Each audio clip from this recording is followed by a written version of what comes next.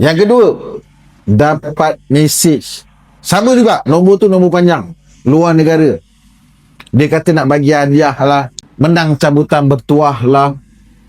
Menang giveaway lah. Jangan respon, jangan layan. Balik nanti cek dalam handphone. Kalau ada mesej-mesej yang kata nak bagi bantuan-bantuan, nak bagi hadiah, jangan respon. Itu scammer. Tuan-tuan dan puan-puan, nak dapat hadiah, kita kena masuk pertandingan. Kalau tuan-tuan dan puan-puan tak pernah masuk apa-apa pertandingan, jangan harap nak dapat hadiah. Kena ingat, Rahmat dah ajar. Tapi rakyat Malaysia ni, dia tak tahulah, mungkin dia excited kot. Tak sabar nak naik podium, nak ambil hadiah kan. Banyak mangsa yang pergi balai buat report tu sebab dia percaya mesej yang kononnya dia nak menang hadiah tu.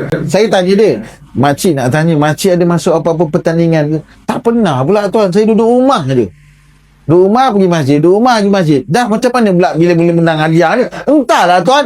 Mesej menang hadiah daripada Petronas, katanya sesen minyak. Katanya Petronas nak bagi hadiah. Tanya makcik, makcik memang isi minyak Petronas? Tak pernah pula tuan saya isi minyak Petronas.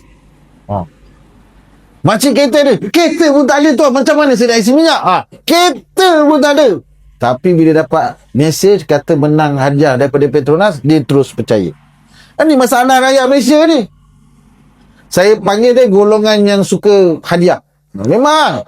Tuan-tuan dan puan-puan, minta maaf tau. Kalau mungkin agak kasar sikit saya nak cakap. Rakyat Malaysia dia bukan mudah kena scam. Rakyat Malaysia dia suka kena scam.